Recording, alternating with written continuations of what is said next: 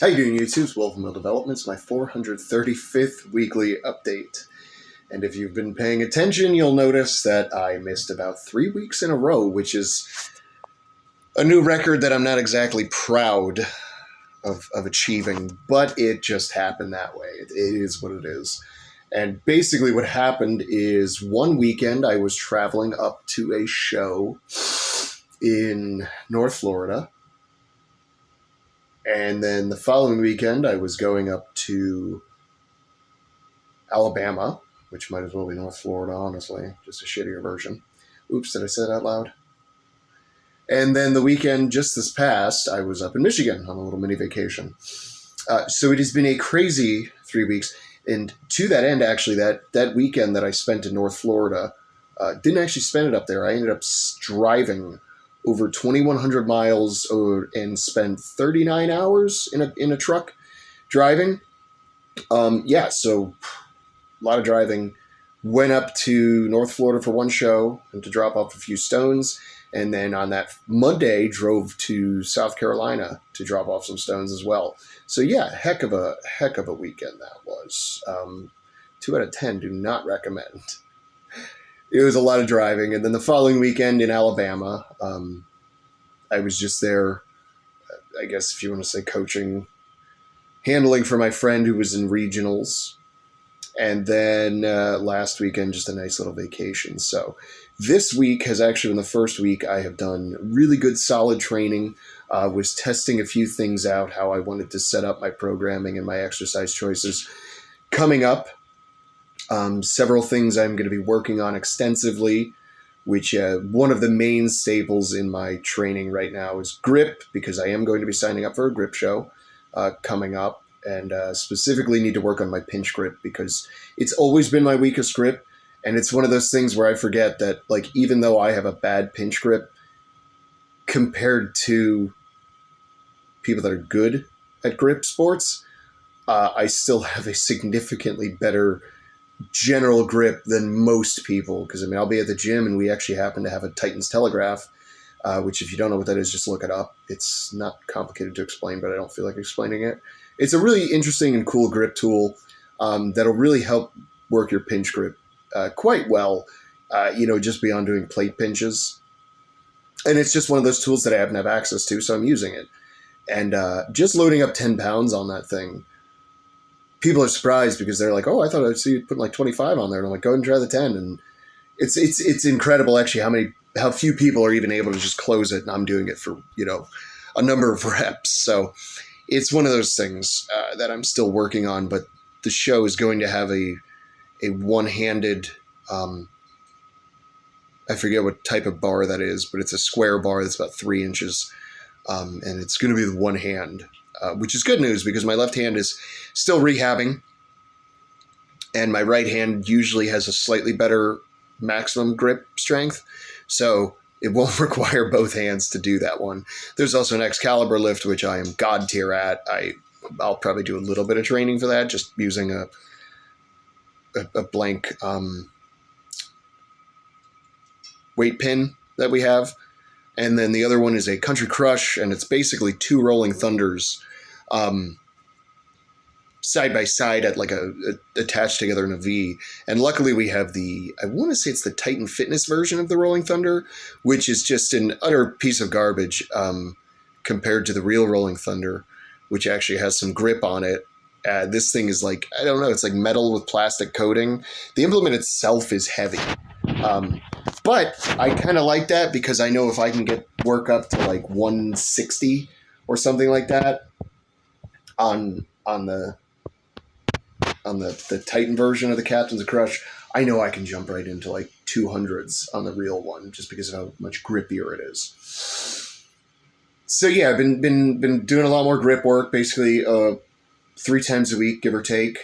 And I say give or take because I actually did it 4 times this week.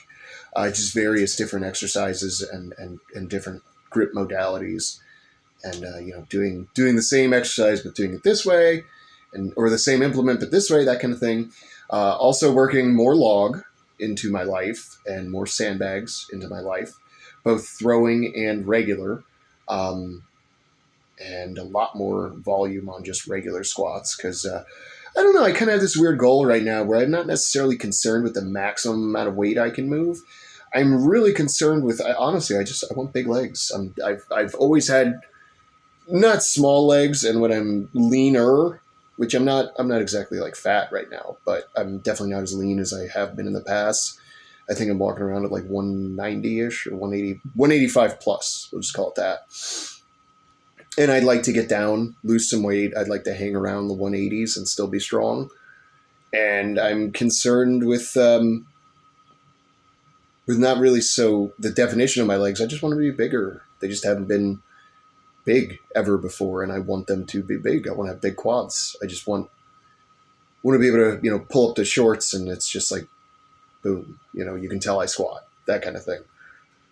And yeah, so it's just a lot of experimenting this week, but it was good. It was nice and structured for the first time in a while. I haven't done structured training in a while. And it's given me lots of good ideas and okay, this is too much, this is too little. I can get away with doing this week, and then I'll have to skip it next week and do something else instead, that sort of thing. And yeah, doing a lot more volume on pressing 3 times a week now instead of just the 2, and touching different implements, barbell one day, log another day, and axle another day, that kind of thing. And I'll be training different movements on each one of the implements. Like for instance, this week I did clean and press with the axle. That was just today, with like 85%. And I just did singles, but I did them every minute on the minute, which put some extra stress on me. And it wasn't a ton of volume pressing this week, with that implement. And then like on log, I just did a log clean complex instead. And I think I did that with like 80% or 78.5%, that kind of thing. And then did close grip incline, and then probably to change things up next week, I'll still be hitting incline, but I might be doing it on, dumbbells instead of just a barbell. Or I may just keep that as a staple. And then instead of doing log complexes, I might just do log clean and press, but for like 2 or 3 reps and a lot of sets of it. And then following that up with, heavy cleans, you know what I mean? Just to make sure I'm getting that extra work in with the cleans. I'm a big fan of programming heavy cleans, at least when I do programming for other people. And I should really start doing as I say, and making it so the clean is the easiest part of the press. And then probably next week with the axle, I'll actually just figure out some sort of 3x3 sort of thing instead of in EMOM. I had plans of doing something else, but it just didn't work out. Or maybe I'll just do circus dumbbell instead of axle next week, that kind of thing.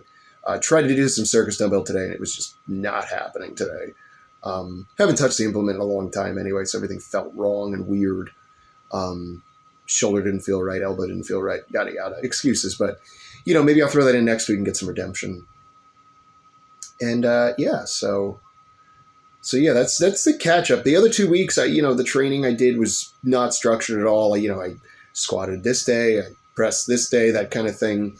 But none of it was really, I wasn't trained to make anything happen. I wasn't even experimenting or keeping track of any of it. It was just kind of having a little bit of fun. It was like experimenting before my experimentations this week.